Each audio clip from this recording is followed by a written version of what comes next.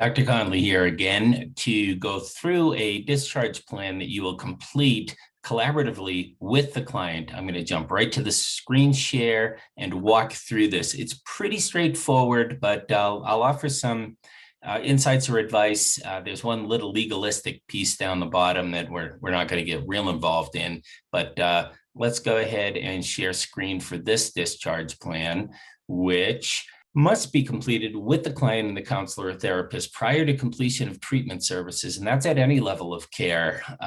We want to have one of these discharges in place. I'm thinking this is more of an outpatient treatment when a person's going to finish up. It's a personalized continuing care plan. And that's the important language there. I think I got my highlighter going. There you go. This will be one of a kind because it's unique to the client. It's a snowflake, if you will. No two are exactly alike. You know, they're cold, they're frozen water, but they all manifest in different ways. Poor analogy, but let's keep going. So, you know, they are going to discuss this with someone in their support network, like a sponsor or other peers or spiritual advisor, et cetera. So this is something that they're going to take with them, that they're going to share with somebody else so that there's transparency. We know the importance of honesty and transparency and being honest with another person about where the client is at in their life. So this is made to be shared. So assume when you're writing it that there is a reader. Who's the reader? The reader's the client. The reader is the client's significant others. It may be their pastor. It may be their 12-step sponsor. It may be another significant person in their life that they're going to work with to remain accountable for their behavior post-treatment. This treatment can contact me during my next 12 months? Yes. Do they have an aftercare group? Put that down. They'll attend aftercare, day of week, time, counselor. When a person leaves inpatient, they should be going to follow-up that is based on the program that they just went in, so that it says aftercare, but it's really continuing care. And we understand the importance of the continuum of care system and services. Where are they going to go for a 12-step or other support network? Is there a church-based group that they're going to be involved in? Is there a secular group? Is there a 12-step group? Where is it? Be very specific. We need to be granular with this discharge plan. Who is the support person? We want the name. Put it right down. I will meet with them when. Description of the commitment, so that a person is sort of, there's a lot to be said for the written word, for writing things down and saying, I've sort of am agreeing in writing. It's like a behavioral contract that I'm going to meet with this person. I'm going to talk to them about what's going on. Partly because we know addiction often thrives in isolation. For seriously extroverted people, it thrives in crowds, but for many, it thrives when it's in isolation from another person who is living the recovery with you and supporting the recovery.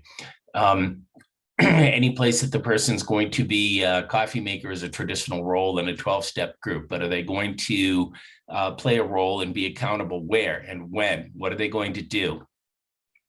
What activities are an important part of recovery? I've found over the years, additional therapy, like individual therapy, outside groups, social activities are huge. I wrote a song years ago called Early Recovery. I may include it for this module. It says, now that I am sober, I don't know how to behave. Time goes by much slower and I always seem to crave.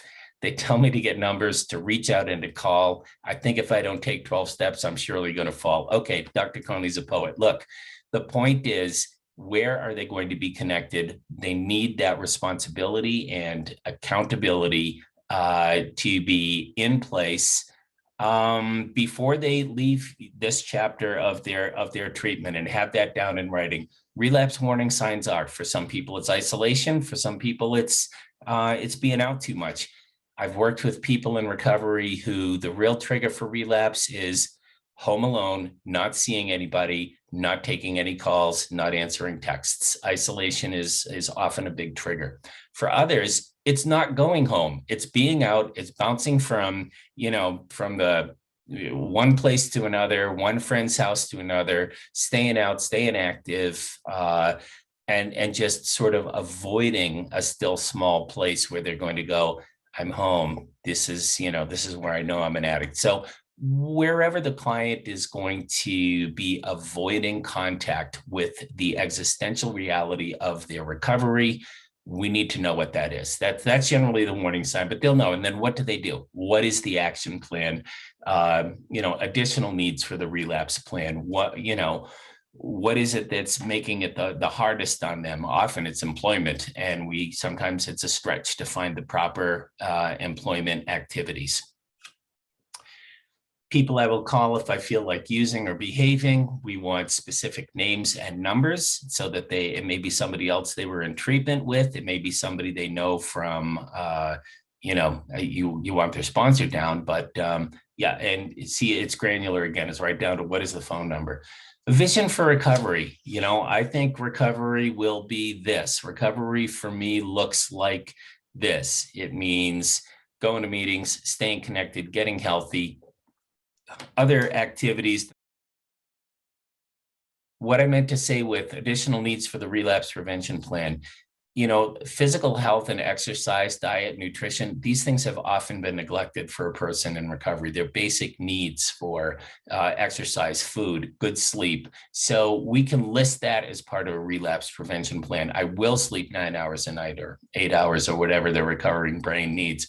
I will engage in the health club. I will join, other things that are going to work with them. And, there's a statement as a person in recovery, they know that neglecting the recovery plan is going to jeopardize the ability to maintain recovery. They're signing it. Time in recovery. How long have they been in recovery? The index of challenges, barriers, this links more specifically to another form. I'm not going to go too in detail on this, but it's the client saying, the challenges for me, relapse triggers, could be in the medical realm, psychological, emotional, et cetera. So, and we want that spelled out. And this is a legalistic piece that I intended to sort of gloss over for clients who are mandated before they, are discharged. They have rights if it's been ordered. So let's just jump down to counselor therapists, what your opinion is on this episode of treatment. You get to say that and write it out. The client receives a copy so they know what you think has happened in their treatment, and they agree to that. So there we have a very client-centered discharge, personalized continuing care plan, which is shared with others, and it keeps everything open and honest and transparent so they have a good shot at recovery.